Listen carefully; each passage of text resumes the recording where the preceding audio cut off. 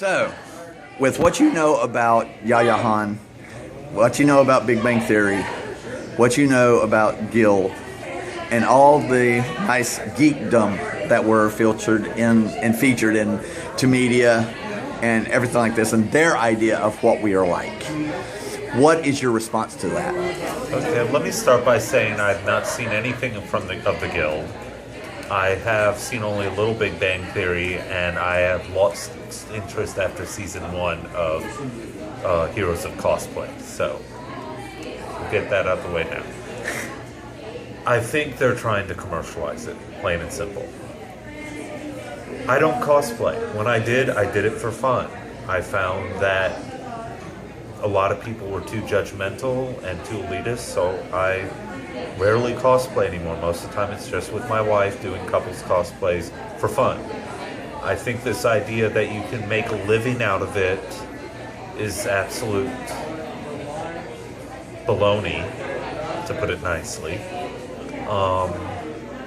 Yes, it is true that a lot of the fashions that we have that come from Japan actually come from people in various related areas to cosplay, but you cannot make a living out of it, and this notion that you can is absolutely ridiculous.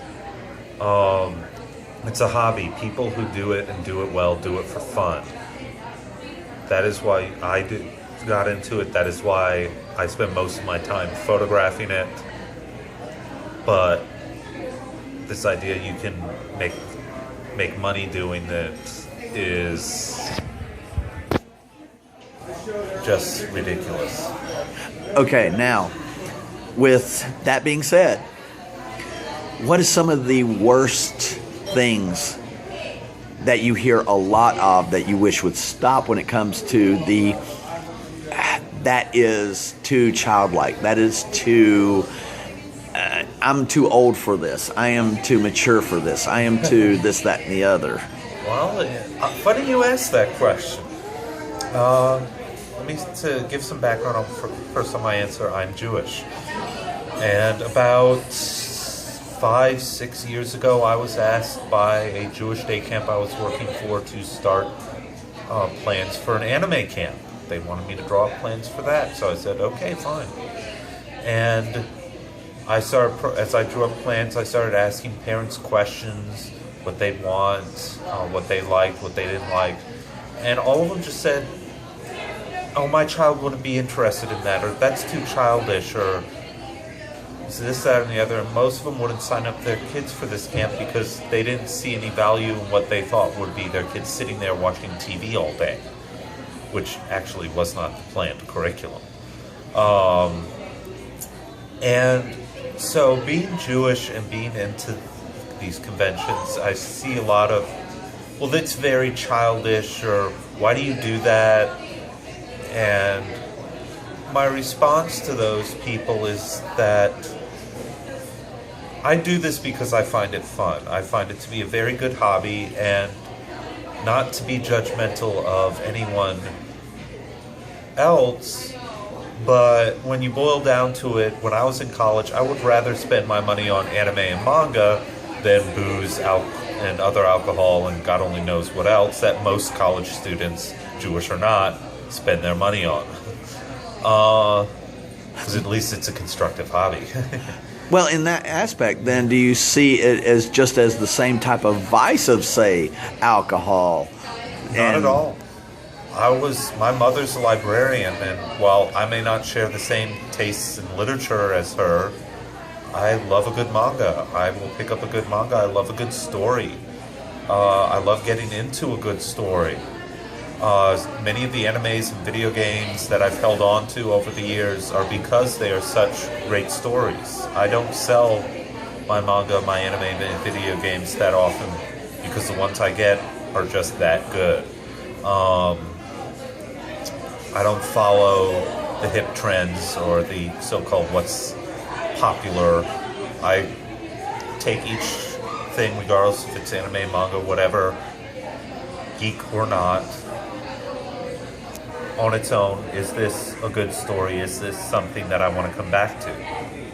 And as another layer to that, per se, a lot of what I enjoy in anime and manga and other geek-related things, be it Doctor Who, Star Trek, Star Wars, I see a lot of what I feel is important in my own faith that I was taught growing up that really isn't reinforced that much as I got older.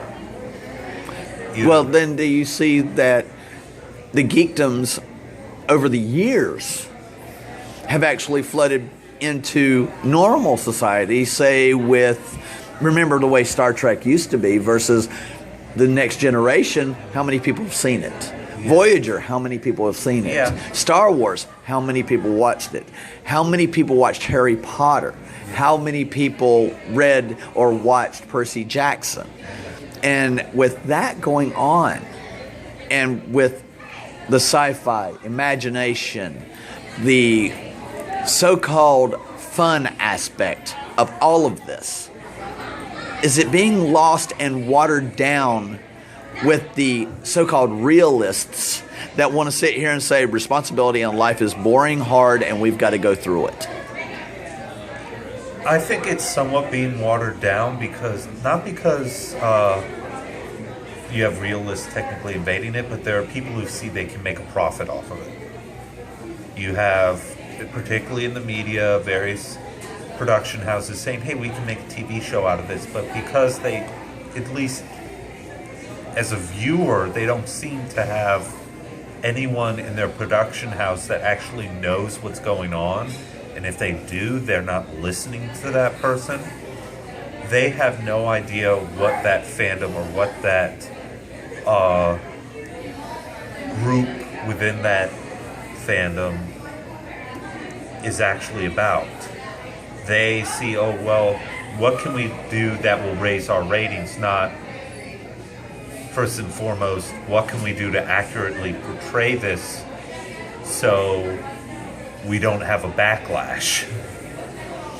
Now, with all of that being said, how do you feel about the widespread acceptance of it being done because of, say, Big Bang Theory, the resurrection of Doctor Who, the resurrection of, say, all of Star Trek, the resurrection of Star Wars, the resurrection of all the stuff that technically we grew up as a kid being morphed and challenged and changed, say with the new Mutant Ninja Turtles, the new Transformers movies, all these things that you see happening that, wait a minute, this started off as a childlike scenario, but when it comes to anime, when it comes to things of that nature, wait a minute, that's been around for way longer than any of this stuff, because look at how long Power Rangers are still going on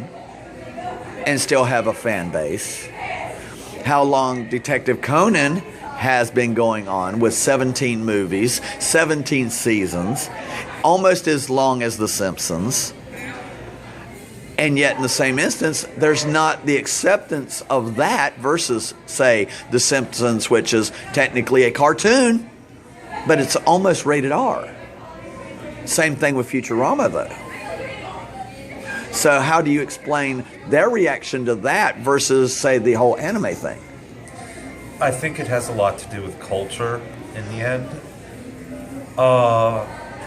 The Japanese, as a society, from what I've seen watching anime, particularly Studio Ghibli films, are far more into the story than American media and culture is. Just like us, I mean, they have their fads within their media, so there's similarity there. But a good example is Michael Bay, or even better yet, the Dragon Ball movie that was done in the States, which I'll actually go with. When that was shown in Japan, the original creators of Dragon Ball looked at the people behind it and said, this is a parody, right?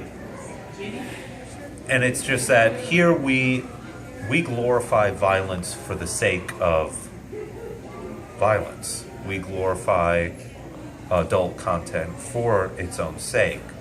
The Japanese really don't do that. and that's because of that, it doesn't really click as much with American audiences. And also, most American audiences these days grow up watching Disney Channel, MTV, things that really shape their view of what entertainment should be in their eyes, when there's so much more than that. And a good example is, to me at least, in Japanese culture, they have a much lower tolerance for violence than we do, but they have a much higher tolerance for sexuality and portrayals of nudity or partial nudity than we do. A good example is when I was in college, I lectured on Nausicaa, The Valley of the Wind, as well as several other Studio Ghibli animes at the request of some of my professors. And some of the one piece of feedback that I got that still sticks out to me to this day was from one of the classes I lectured in, and one of the students wrote, I didn't feel this was appropriate because at one scene in this particular clip was from Nausicaa, The Valley of the Wind. You could see up the main character's skirt. And I'm like, then you weren't paying attention, those were leggings. So it's a lot in terms of the differences in culture as to why it really hasn't clicked here. That is also, I think, extends to gaming as well. Here you have most gamers are stay at home, sit in front of the TV. How many people online can I piss off in Call of Duty or whatnot? Whereas in Japan, it's a much more social activity, as is shown particularly by the way Nintendo has integrated social aspects into its systems, like Street Pass, Spot Pass, friend codes, and so on. So there's that, but I think in the end, it's just most people here just believe what the media tell them, and that's that. So you're saying that literally, unlike the rest of America, geekdom and nerddom, so to speak, actually integrates and socializes versus the rest of America, who likes to isolate because of the fear, how many crime dramas are on television, the crime that actually sells the media and the news and all this other stuff that apparently makes us to where we want to lock ourselves in our house. And how many people, I wouldn't say that. It's, I think, more of this idea that we're all raised with this when we take elementary and middle school history about how great the United States is. Every country does that with their own national history. They tell you how great your country is. And it really, for some, they don't see any reason to look beyond their own country of which they are a citizen, to see what its life is like in other countries, to see what other people like, to see what other people enjoy. They just look within their own country for what they should enjoy, what they shouldn't enjoy. And that I don't think it's necessarily an isolationist attitude as much as it is you're just willing to settle for what's available to you within your own immediate area. But don't you see that, especially online, the fear versus the bashing? Yeah. And you don't see any of the other, except in the geekdom where we support each other? Yeah, I will agree with that. There's a lot of fear of difference. And I think it also shows in the way that we come together, geeks come together, and you don't see this really in the way the media portrays us, to help one another. A good example I've seen floating around Facebook recently is, and I don't know whether or not it's true, but assuming it is, there was supposedly a group of people, a group of gamers, I forget where in the US, who got together and did a nonstop gaming fundraiser where people would donate money as they game for like, I don't know how many hours straight. And they use that money to get food and make donations to a nonprofit in their area. And they invited several of their local news stations to cover it. Not one showed up. It's far easier for the media to toe the line that the general population expects them to take, which is that gamers are basically Isolationists? hold them up in the isolationists. They stay at home, hold themselves up in the basement, Eating Cheetos, got Yeah, the big fat drink, yeah. this, that, and the other, can barely move, and it takes a crane to get them out of the basement. Yeah, exactly. Yeah.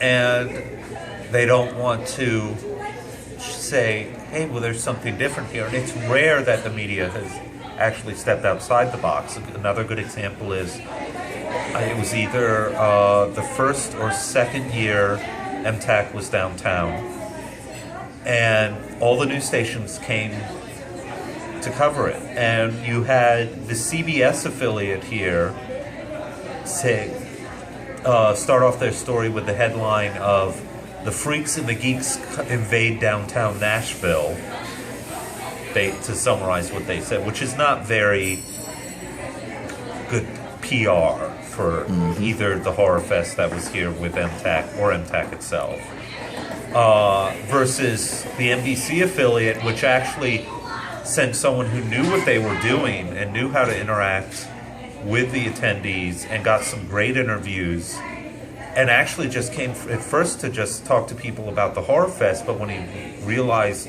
there's a whole nother convention going on, went above and beyond and actually went to talk to people at that convention as well to get a more complete story and a more accurate portrayal. And I remember afterwards when people started seeing the stories on the news, on the CBS station, the ABC station, the NBC station, I think also even the Fox affiliate had a news story. Everyone was chewing out every single station except the local NBC station here in Nashville for how they basically threw us in the dumpster and treated us like garbage, whereas the NBC affiliate was the only one that actually portrayed us fairly and showed the positive side to everything that was going on. Well, I appreciate the interview. Welcome. And introduce yourself. My name's Ben Schlein. And it's been an honor to talk to you. And I guess we'll see you at the next con.